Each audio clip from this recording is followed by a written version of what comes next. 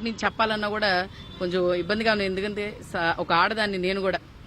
ఈరోజు ఆ వీడియో కూడా మరి ఎందుకు వీళ్ళు ఈ విధంగా వ్యవహరిస్తున్నారో వీళ్ళు అంటే దీని గురించి ఏదో అవి మాకు అవసరం లేదు. ఆ వీడియో ఏదో వచ్చింది, సర్క్యులేట్ అవుతుంది, మాకు రాజకీయ లబ్ధి పొందాల్సిన అవసరం లేదు. మేము ప్రజల్ని ముప్పు పొందాం అనుకుంటున్నాం కానీ మీ మీద ఏదో అబద్ధపు మాటలు లేకపోతే అబద్ధపు వీడియోలు చేసి అంత నీచమైన పార్టీ కాదు మాది. మీలాగా ఇచ్చేసే పార్టీ కాదు.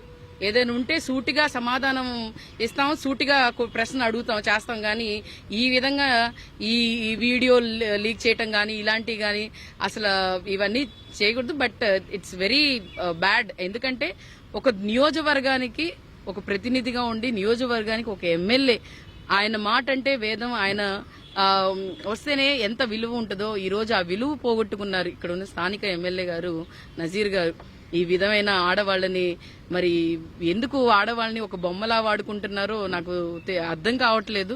బట్ ఏ ఆడవాళ్ళకి ఇలా జరగకూడదు, చేయకూడదు.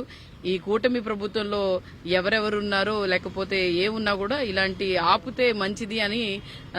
ఎందుకంటే it's going wrong message in the public. ఎందుకంటే మీరేదో అనుకుంటారు ఏ ఉందిలే ఈ వీడియో అనుకొని, but when it goes in the public, అయ్యో మా ఎమ్మెల్యే గారు ఇలా చేశారా, నిజంగానే తల ఎత్తుకొని తిరిగేలాగా లేదు అని చెప్పి ప్రజలు అనుకున్నారు. కాబట్టి ఇలాంటివన్నీ ఇదైతే బాగుండని అనుకున్నాను. Thank you.